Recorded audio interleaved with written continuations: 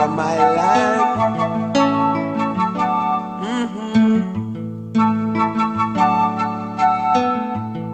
Rose up early this morning to the sounds of crying.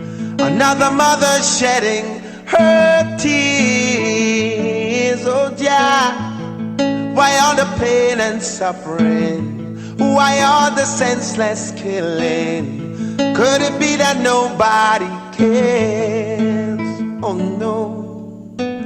So many sons lost in the slaughter, blood running in the streets like water. A gun in hand knows no friend. No.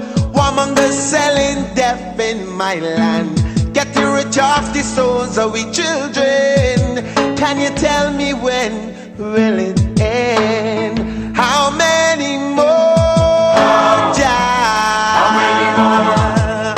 must carry this load? Oh, how many more? How many more?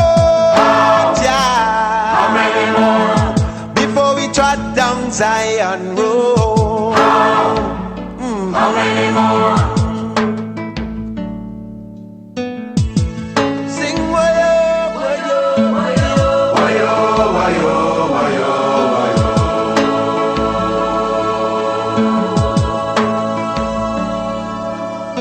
Heavenly Father, won't you hear my plea? Send a heavy hand for the country. In man, there's no solution. No. I'm begging for the children's future. Oh, Jah, drugs got them by the collar. How can we stop this mind pollution? Why must we carry this load? Too many starving and too many hungry. Too many homeless souls in the city. It seems like there's no too many big shots and too much connections. Too many loopholes in Babylon system. But yeah, how can your children go? How many more must carry this load? How many more before we trot Zion? No, sing with me. How many more must carry this load? How many more before we trot Zion? No.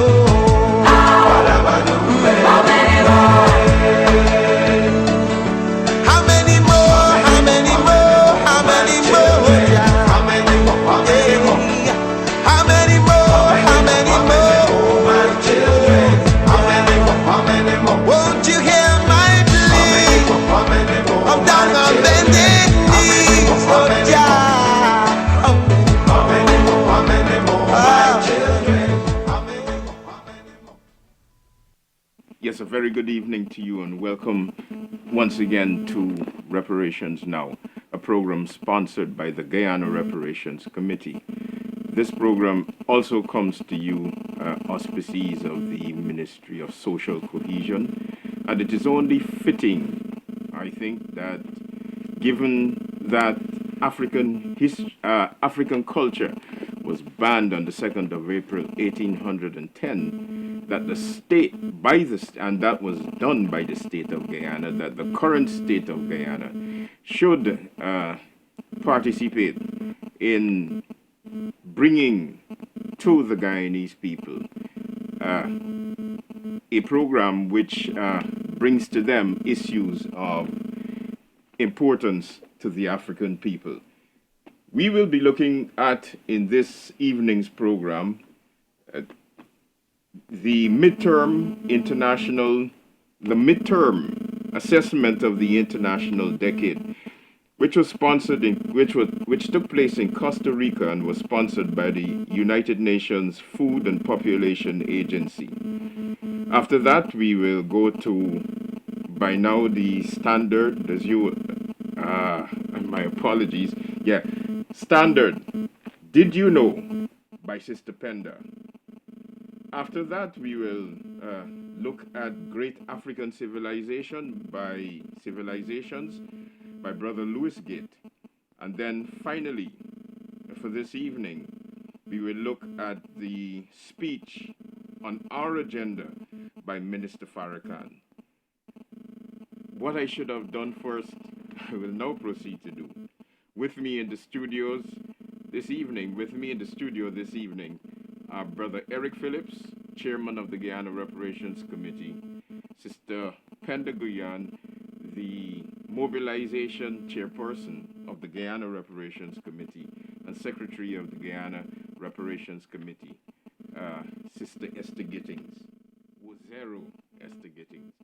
I am the moderator for this evening's program, and my name is Jonathan Adams. And so without much further ado, we go into the midterm assessment of the International Decade for People of African Descent, which was sponsored by the United Nations Food and Population Agency.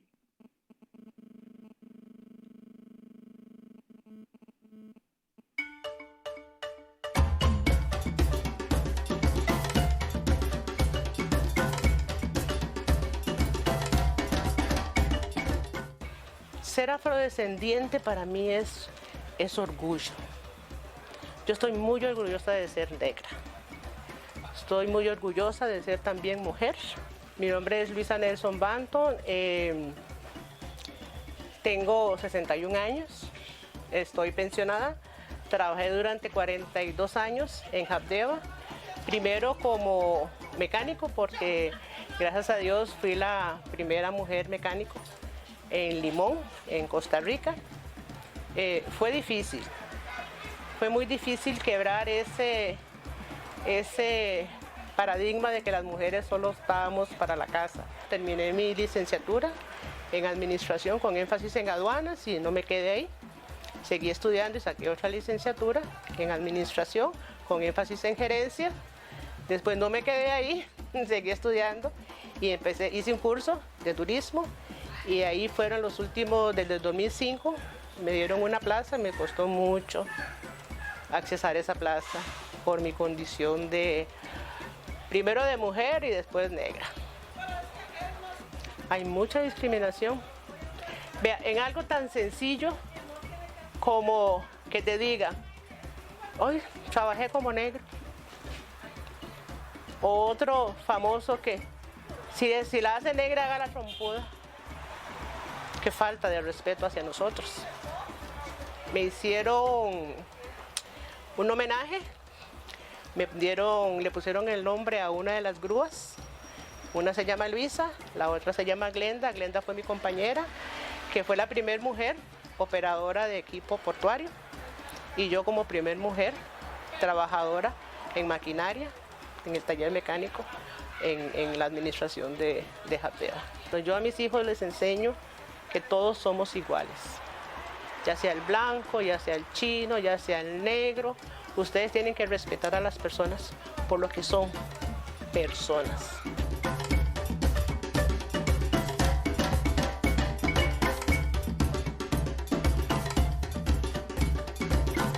Yes, that was the midterm review in Costa Rica. There are two issues that were mentioned by the person who spoke on that presentation. And she spoke of the discrimination which blacks and women face. We have, fortunately, two women in the discussion here this evening. Brother Eric, how do you assess the midterm review? Well, I was there representing CARICOM. There were only 3 people from the Caribbean, but they had dozens of people from every country in Latin America: Brazil, Uruguay, Paraguay, Mexico, etc. It was a 4-day program, which the first 2 days were dedicated to young people, and they were there in their droves. And they have a different experience from us. they experience everything we experience in terms of the discrimination, but they're living in predominantly white societies. Brazil, for example, is a population of over 200 million. There are over 100 million Afro-descendants, but they have this daily tension with white versus black, which we don't have in Guyana, we don't have in the Caribbean. We may have black versus Indian, etc., but their whole experience is dominated like that. In other countries, there may be 3% of the population, like in Argentina. So it's a small Afro-descendant population in this hugely white European-dominated society. And so the instances of racism, of discrimination, of lack of access, of lack of resources is more enhanced than it is here. And then the second problem, which became very clear, was the problem of coloration. Where in those societies, if you are jet black, you are the bottom of the ladder. If you're lighter and lighter and lighter and lighter, you get better privileges. That lady there we saw, I mean, she had 4 or 5 different degrees, and she had an incredible fight because of her color. And so as much as we are in the middle of the decade here in Guyana, and it's hardly noticeable, it's very noticeable in Latin America and the Caribbean because they feel it very intensely every day. And so the theme of recognition, justice, and development, they're struggling with the recognition part. There's no justice. In Brazil, they're killing a lot of young Afro-descendants for organs. And of course, there's very little development. In Guyana, of course, we have a different issue. We're looking for land as reparatory justice. We must remember that Indigenous people in Guyana got their Amerindian Act of 2006 during the second decade for Indigenous people. And for us in Guyana, we're looking for our land issue to be resolved in the first decade because 475,000 of us died and we cleared 15,000 square miles or 18% of Guyana, and we have gotten nothing so far. Okay, Sister Penda, the issue of discrimination against black women, how bad is it, or is it as noticeable as in Guyana as in Latin America, as Brother Eric would have reported? It's not as noticeable. We have discrimination, as he said, on a different front, in that for us, it's not so much the color, but it's an economic thing. Because if I were to go to the bank and try to get me a loan, I would be up against a wall. But if my Indian counterpart went to the bank, she has no problem. So our discrimination is different. It's more of an economic phenomena, as opposed to in places like, as Brother Eric said, Costa Rica, Brazil, which I know it happens, and Suriname to a certain extent. And don't talk about Argentina. That's very, very bad because the African population there, most of them were killed off. So, you know, Uruguay is just as bad, you know. So they are basically struggling against this white or Caucasian against African concept, whereas here, our discrimination is felt as far as getting into the job market, getting into loans, you know, your lands, that sort of thing. It's a different situation here. So that the development issue is a very important one. Yes, for it's us very here in Guyana. important to us here. It's not so much. Well, specifically, and I'd like to bring this part of the discussion to an end by asking Wuzero Yes. Esther Gittins to speak on discrimination in Guyana, African female Rastafari. Yes. And that is precisely what I needed to make my input on. Because, for example, the Rastafari community or Rastafari culture, the only history book we could find for decades back when the Rastafari movement was now on the rise was the Bible. And because persons have had their heads buried in the Bible, you find they tend to propagate a lot of discrimination against women, where a woman like me is not a very good example according to a lot of my Rastafari brethren, because I take up leadership roles, I exercise my independence, I seek to be free and outgoing and do things, whereas the common doctrination is that as a woman you're expected to stay at home, look at the baby, cook the food, and just be nice around the house.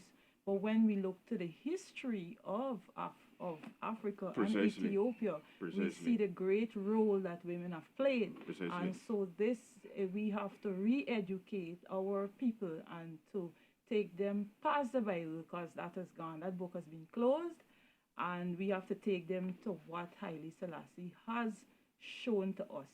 And generally, in the Guyanese population, I think women face a discrimination whereby even though you might be doing a similar job, you're not given a similar pay based on the fact that you're a female, and you're still frowned upon if you want to work in certain fields and so on. But I think all in all, Guyana is on the road to progress with the way they see women, because we have quite a few female ministers, and our president has just said in the next elections he intends to take the mark up to 50 women in parliament. 50%. Yeah, 50%.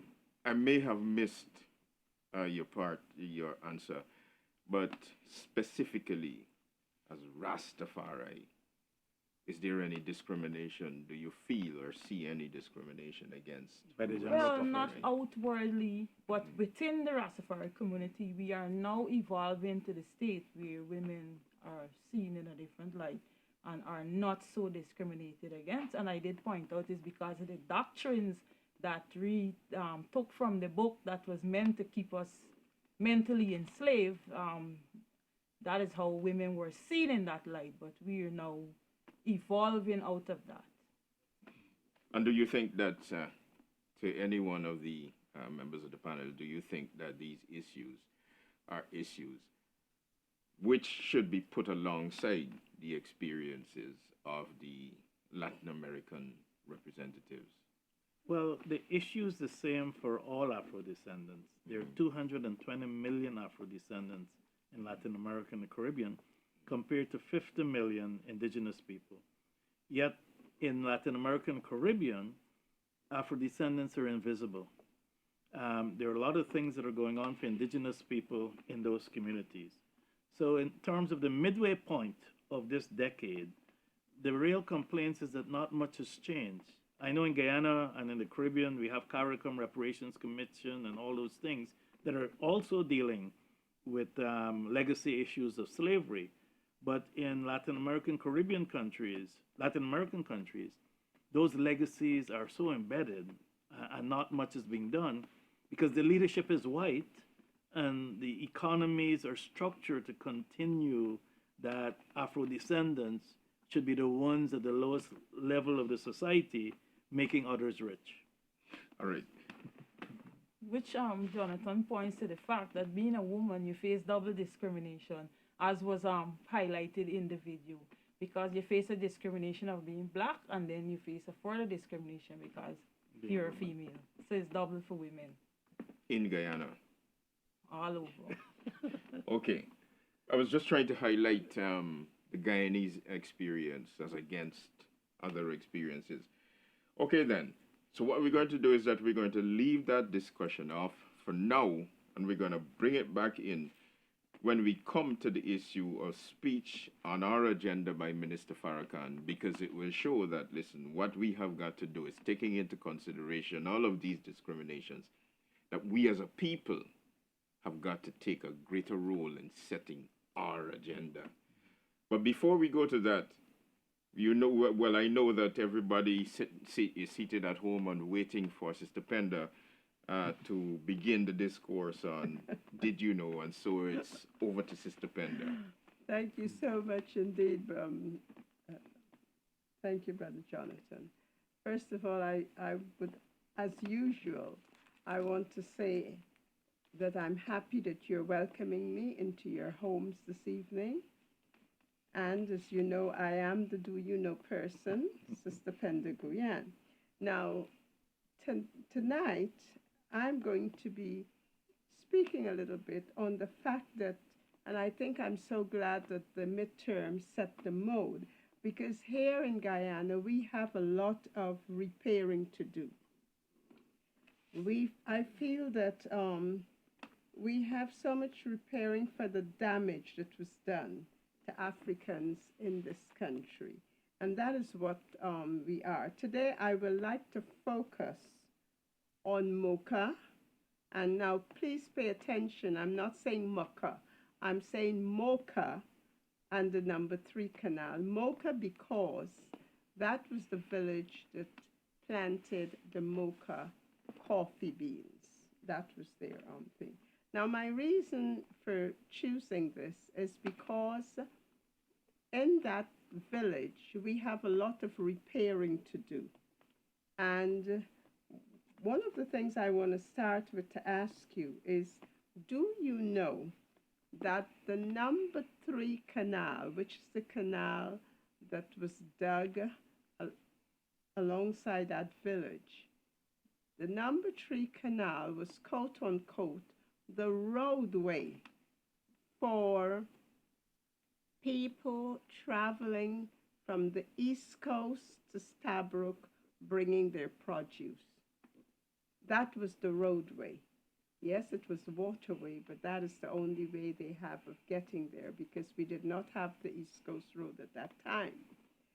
Now, the only red stop along that pathway was Mocha. That is where that was the first stopping point. The red stop was Mocha. Now, do you know that Mocha was the equivalent of the Black Wall Street, Brother Eric? It was the equivalent of our Black Wall Street today. Reasons being that at the junction of Nelson Road and the main carriageway going into Mocha, that there stands a salmon or cotton silk tree. It is under that tree that everything occurred. That was the conference room, if you want to say that, or the boardroom. That was the Chamber of Commerce, because that is where most of the trading occurred. People would come and stop there and do their transactions, etc. So that is a very significant area. And then later on, the young people would go there to see these reel-to-read cinema. So it was the cinema, it was the, center of commerce, it was the red stop for people coming down, bringing their produce from the East Coast all the way to Stabroek. And do you know, and this is why I chose Mocha today, do you know that the lands behind the village that runs all the way to Craig, those lands belong to Mocha. All those lands belong to Mocha. Those are ancestral lands. And what is disturbing, and this is where we at Reparations come in, those lands are currently, some of them are being sold. So how could you sell ancestral lands that are in dispute? But we've had, and I hope they don't mind, because a lot of the information I got from my family friends, who are the Daniels of Mocha, they were able to get the research from London that proves that all those lands belong to Mocha. So we have quite a task on our hands because we have to ensure that those lands are given back. Do you also know that along that canal there was a dam, and that dam was lined with bamboos to stop erosion? And this is on a lighter note because having said all these really hard facts, I'd like to end off by saying this. Along there, it was all bamboos. The bamboos were taken back. They were cut down when Gaisuku acquired those front lands. And what they did, they planted cane all the way along there. But that dam was called Bamboo Dam. Therefore, one day, maybe in a bamboo dam, and Missy Sitaria lay down there, and they're claiming that that is the dam that is referred to in our folk song. So I want to big up Mocha this evening. Okay then, so thank you very much for that. Did you know the lands belonging to Mocha, and you know it's a recurring theme. Yes. It's a recurring theme in our experience. That is the poaching on our lands. Yes. Great African civilizations. It is believed, and you know, Africans are stereotyped as not having civilizations and not having contributed to the modern civilization. So what we're going to do next is that we are going to look at a presentation by Brother Louis Gates, one of the researchers in the United States of America who has done extensive research in Africa on the connection between Africans in Africa and Africans in the New World. And apart from looking at his own roots, he would have done a lot of thematic studies. What we're going to look at this evening, Great African Civilizations, is going to help to dispel the belief and the stereotype that somewhere or the other Africans arrived at this part of the world to seek their redemption. No. And so it's over to Brother Louis Gates. We're the only ones that came here not seeking anything. Everybody else did. Okay, that is true. Brother Louis Gates.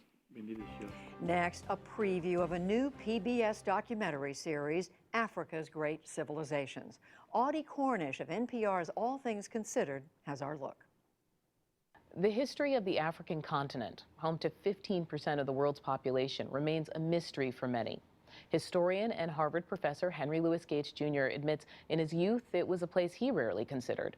Now he has a new PBS documentary series that reveals great moments in the continent's pre-colonial history. It's called Africa's Great Civilizations. He joins me now to discuss that work. Henry Louis Gates Jr., welcome to the program. Thanks for having me on. So you've tackled all kinds of African American history, but this goes all the way back, way back to cave paintings. So what was the genesis of this idea? I wanted to do a comprehensive history of Africa. And this is it. Been thinking about it for 5 years. Took us a year to shoot. We went to 12 African countries. And it's exhilarating. 6-hour series on 200,000 years of African history. When I was growing up, Africa was a place to be avoided, even for black people. Our images of Africa came from Tarzan and Ramar and Sheena of the jungle.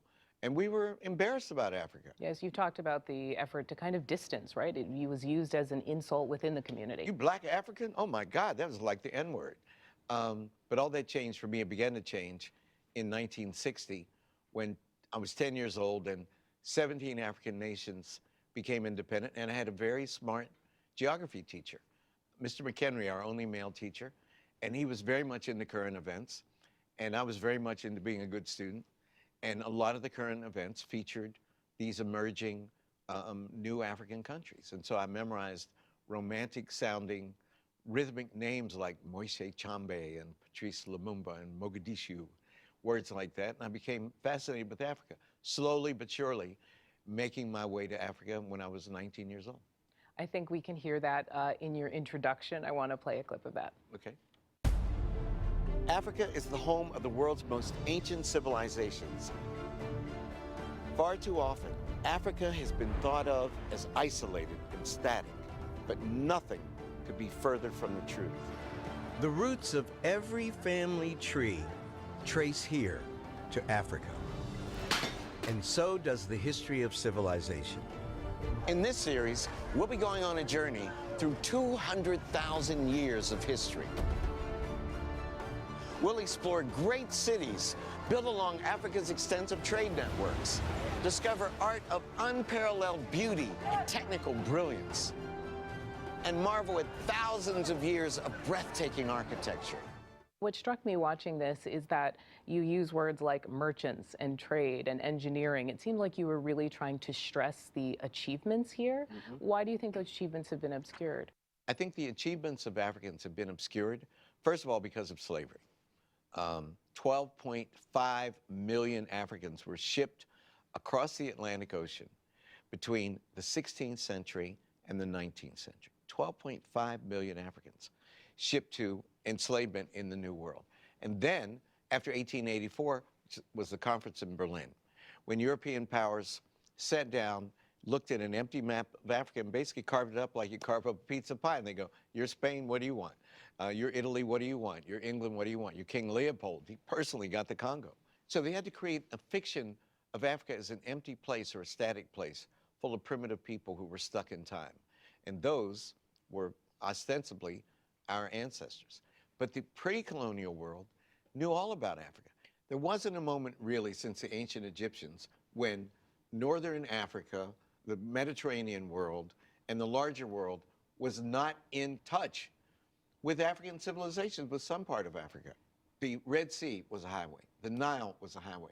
The Sahara was a highway, particularly after the domestication of camels, and the Indian Ocean highways. The emperor of Great Zimbabwe ate off porcelain plates that came from China. That's the 13th century. I mean, it's incredible. Most of Europe's gold between 1000 AD and 1500 AD came from West Africa. All of our history was stolen from us. We were robbed of the history because Europeans wanted to justify an economic order which depended upon our ancestors' exploitation. It's almost as though you are taking these stories out of the footnotes of history and elevating them. It's an excellent metaphor. We need, for the facts of African and African-American history to be a normal, naturalized part of the curriculum, to be moved from the footnotes up into the text. Black History Month is great, but we need every day to be Black History Month. And what's that mean? When you take a course in the history of civilization, Africa should be there as well. And I'm not talking about mythic claims that won't stand scholarly scrutiny. I mean facts about the history of the world, which every educated person should know about. Knowing your history is empowering, and Africa stands poised on the birth of a resurgence, a new renaissance. As you said, 15% of the world's population lives on the great African continent. And knowing about this rich and splendid history will be crucial to the individual self-esteem of every African and to the collective, as it were, sense of itself of the African people. Henry Louis Gates Jr., thank you so much for speaking with us about this project. Thank you for having me on the program. The series runs tonight, tomorrow, and Wednesday at 9 p.m., 8 Central. Yes, Brother Gates has given us a mouthful. African history, do you see any parallels between his call for African history being a part of the mainstream American, African-American, or American history? Do you see any parallels between that and African history in Guyana? Well, African history is world history. Yes. And African Guyanese history is Guyanese history. Yes. So the parallels are the same. For some reason, we have not been taught African history in Guyana. We've not been taught history, period. So there are all these different narratives that hide the true achievements of Africans in Guyana. Similarly, there are all these narratives that hide the true contributions of Africans to the world. Civilization started in Africa, so how can you speak about civilization or world civilization without starting in Africa? And that's what Louis Gates was saying, that slavery hid the history, and they had to justify Africa as being empty and without any contributions so that they can chop it up in 1881 in Berlin. 12.5 million people being brought across the oceans. Any comments on the number? The number is small. We know that in 1650, both Europe and Africa had 100 million people. We know that in 1850, Africa's population shrunk from 100 million to 95, and Europe grew from 100 to 265 million. So we're missing a generational group of Africans of over 130 million people. Because when you killed someone, you attacked the village, you left the grandmother to die, you left the children to perish, the women stopped procreating. So it's over 100 million people. The 12.5 doesn't consider those who drowned, those who died, those who committed suicide. It doesn't. It's a number that is correct politics, but it undermines the true devastation, the true African Holocaust. I mean, the Jews had 6 million, and that's a Holocaust. We had over 12 million according to him, and that's not a Holocaust. But in reality, we had over 100 million, and that's not a Holocaust. But I'd like to ask, because women, forgive me, women tend to feel differently on issues. As a woman, as a female, what is your heartfelt feeling, your gut feeling about the wrenching of so many persons out of the African continent to be brought here? How does that appear to you as a female? Is it the same as the males would have seen it? I don't know, felt but it? I feel that it is a very, very heart-wrenching, as you said, and disturbing feeling. Because when you think about it, for a mother to watch her children being dragged away, not knowing if she'll ever see them again, or not knowing what is going to become of them, right? To also be separated from her spouse, her father, family generally.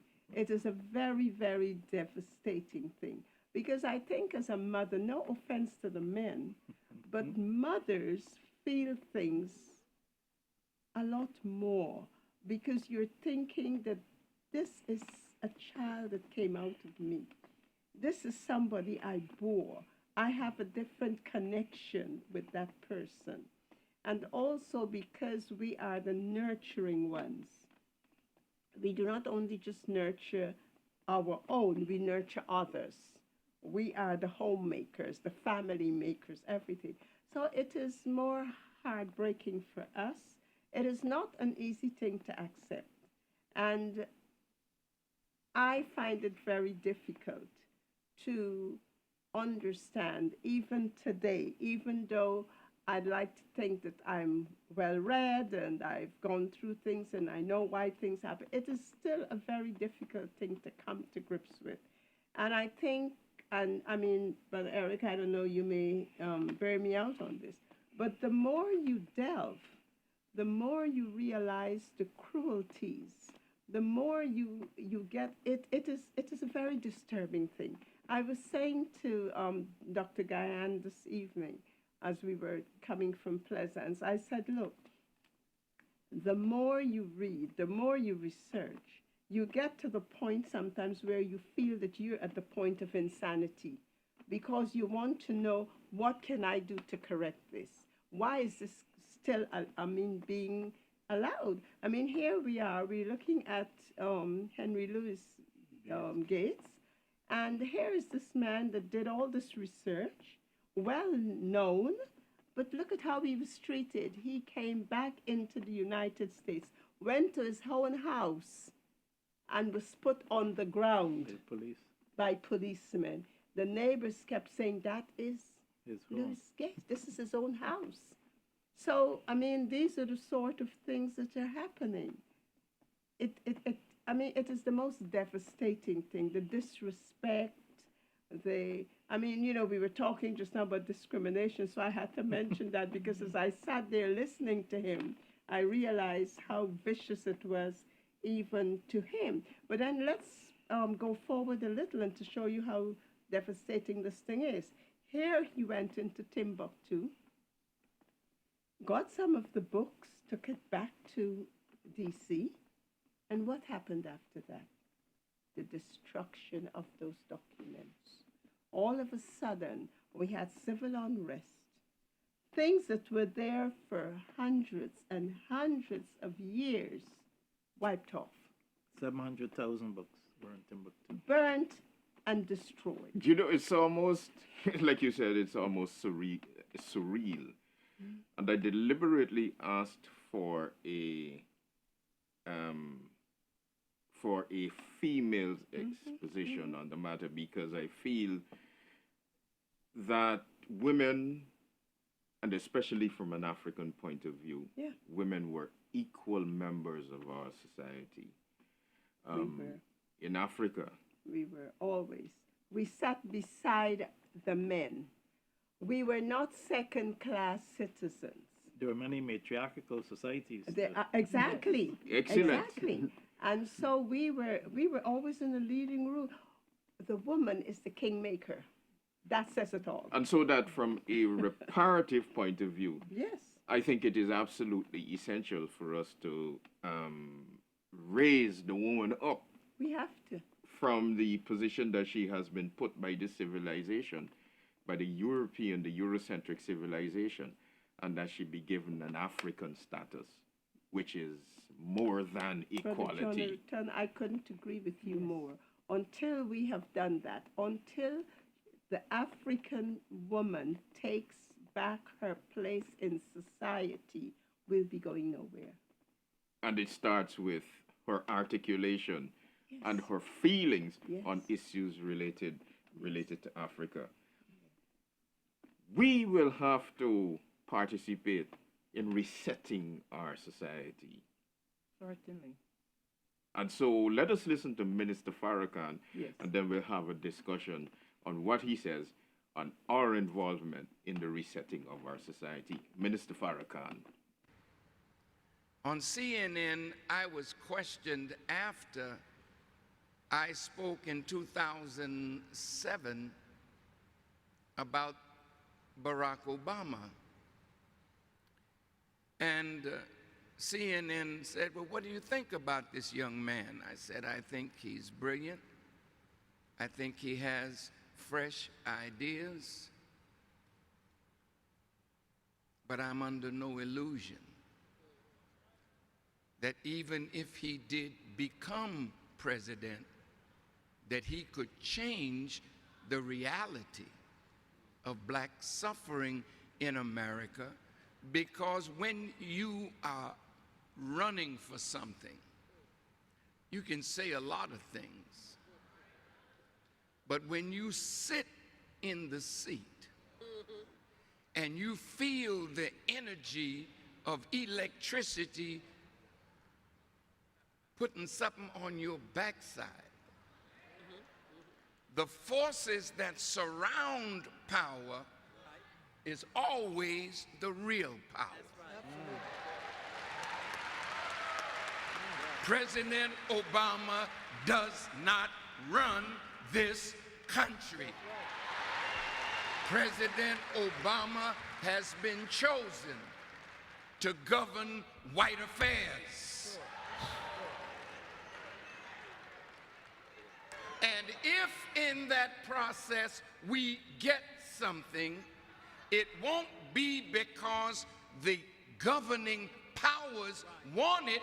It will be because we organized and forced a government to speak to our needs. Now, look, thank you for the question. You know, I want it clearly said in love that I love my brother. I voted for him. At 5 o'clock in the morning, I was out there with my wife voting for our brother. I, like you, am very proud that a black man sits in the White House.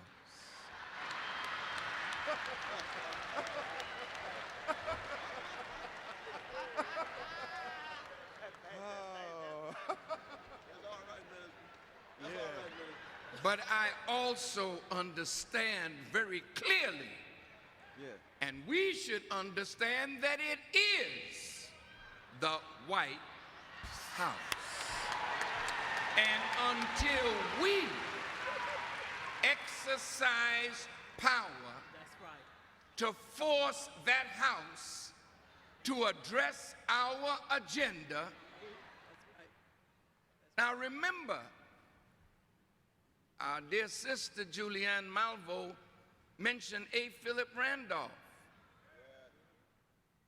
Man, that was a long time ago. And the cry was jobs and justice. In the March on Washington in 1963, the cry was jobs and justice. In the 20-year anniversary of the March on Washington, the cry was jobs and justice. We are now in 2010. And what is the cry? Jobs and justice. Well, wait a minute. How long are you going to sit around begging white people to do for us what we have the power to do for ourselves?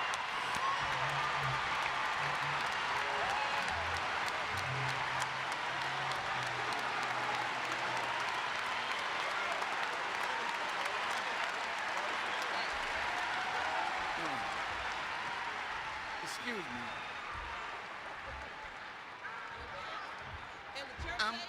I'm quite passionate, so you all set me off. You know that. And I love it. But listen, an agenda is a program, a schedule, a timetable, a plan, a list, a scheme to accomplish a certain result. We have come up with black agendas, but we've been looking to the wrong people to fulfill our agenda. If Franklin Delano Roosevelt said to A. Philip Randolph, yeah, everything you told me is right. The Negroes need this, the Negroes are suffering that. Now you go out and make me do it. Do you think that having a black face in the White House means that we don't have to make him do it? That's right.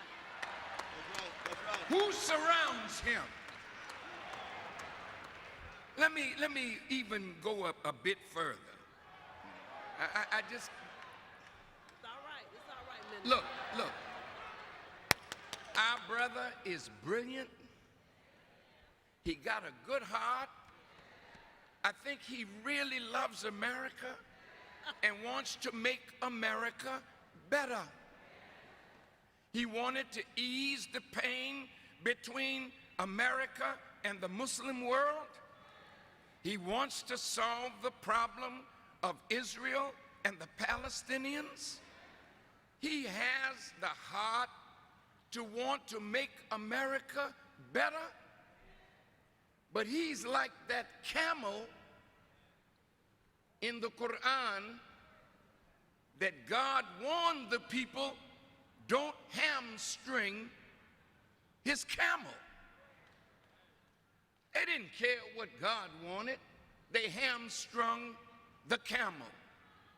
Every one of our brothers and sisters that spoke today, we have a right to expect something from our brother. 97% of our people voted for him. Yes, there's trouble asset relief program, but there's post-no. There is still racist America between the money being sent down and it coming to those who need it most. If he does not use his bully pulpit to address that, we can fault him for that. But wait a minute. In love. Everybody say it. In love. Say it again. One more again. Okay, I want to deal with that word. Because love is bigger than some emotional feeling. The word love, you can change the vowel O to I and the consonant V to F. When you have love, real love, you have life. And that's why the scripture says we can tell that we have passed from death into life because we love the brotherhood. Okay? Now, I was with Elijah Muhammad one day, my teacher, and he said to me, "Brother, you're always talking about love. Define it for me."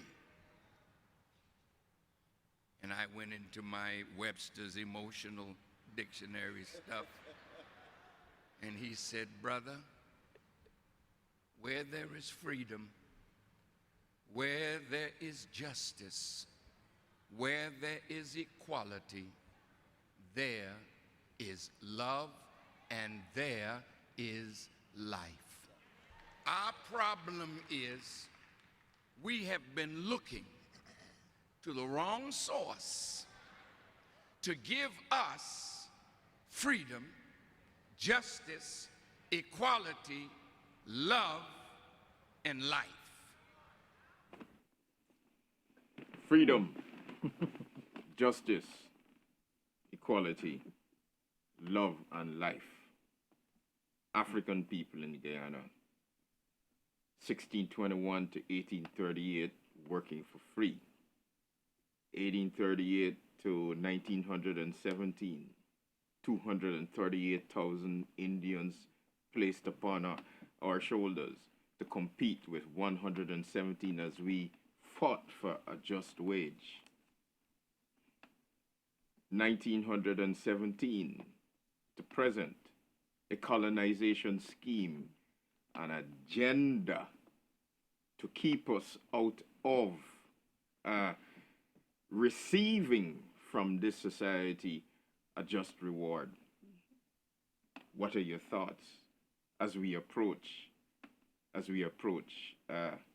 2020, May 2nd? Let me start by acknowledging that the purpose of the International Decade for People of African Descent is to first acknowledge what you have said and to seek redress constitutionally, legally, politically, economically. In that everyone recognizes there's been a great injustice and that we're really not free. You could be physically free, but not mentally free. We're still mentally enslaved. You could be physically free, but you don't have any economic freedom. Therefore, you don't have life. And therefore, without life, you can't love. Love one another, love yourself. So what we just heard there really encapsulates everything we're trying to achieve in the decade. And in Guyana, there's a real challenge because of the mixture of ethnicities, the politics of separation. We need to come together as a people with justice. And if we do that, then all the benefits of oil and all of our patrimony will come to all. But if only one group wants to get it, we'll have the same problems we've had since 1917. Minister Farrakhan said we have a right to expect something for ourselves. As mothers, how do you respond to his statement? We have a right to expect something for us. We do have a right. And it doesn't only mean us mothers, I mean, Brother Eric is being very politically correct, and he's chosen his words carefully. But I would like to say this. You pointed out very clearly. We were here from the 1600s. We did all the work. Let me repeat, we did all the work. We built this nation. We put in the infrastructure, we did the drainage, everything we did. And then we were the majority at that point.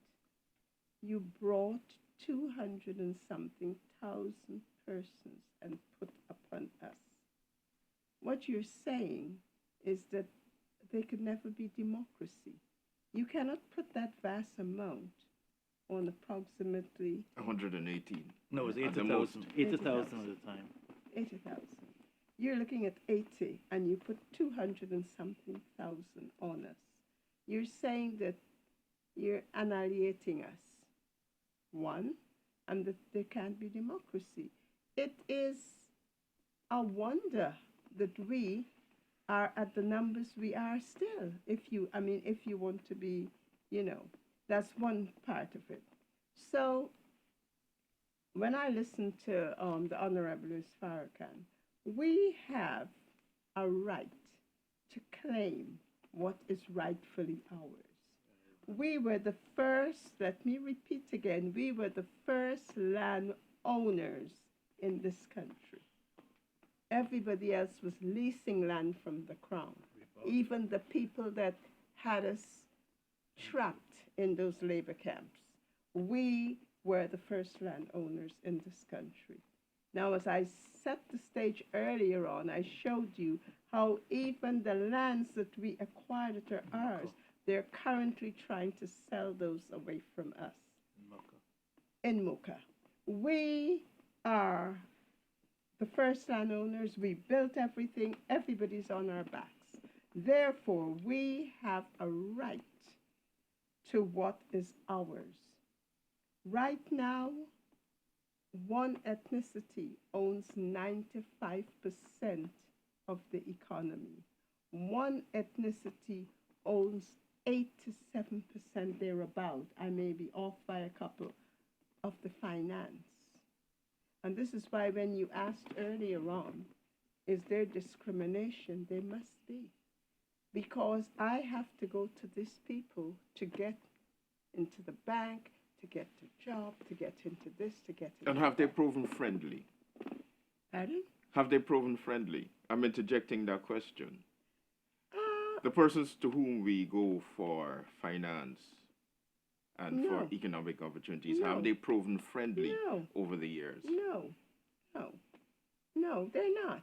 If they were friendly, there'd be a different balance. There isn't. The balance remains. So it means that there's nothing friendly about that. There's no equality in that. There's no justice in that.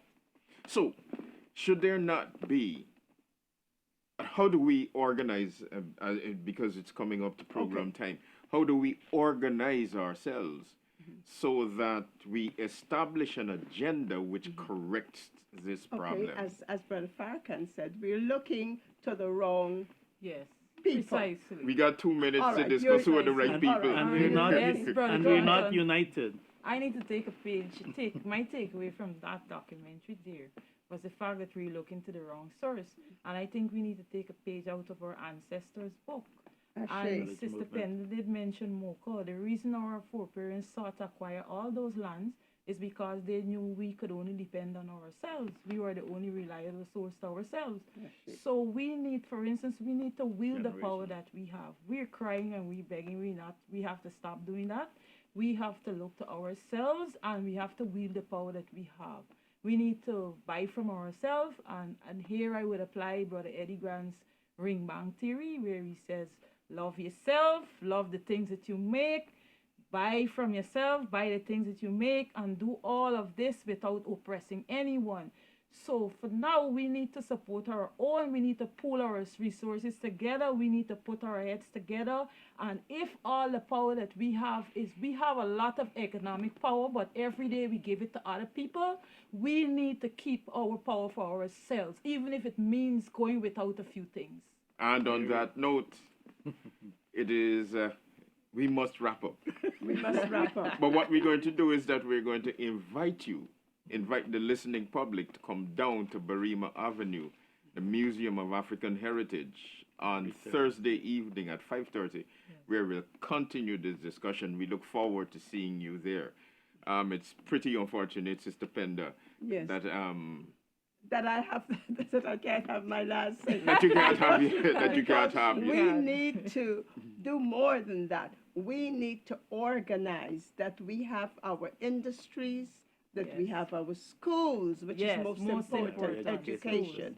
We have our schools, we have our hospitals, we have everything, and that we get our young people to understand that they must have a plan where we train and do what we And on that note, once again we say, you're invited, we are inviting the listening public to come down to the Museum of African Heritage next Thursday, where we begin to address our minds to how do we organize to put pressure on those. Let's thank our support technical Yes. team. Yes. And Eric, Brother Eric, can you forget to vote. thank the No, this has been a terrific show. We'd like to thank our technical team at NCN. They're always very helpful in getting our show together, and we must thank them. Okay then, so that until we meet in the month of, it is the November, the 4th Sunday of November, we go out saying it's time for reparations now, please go out and and exercise register. your franchise. Yes. Thank you very much.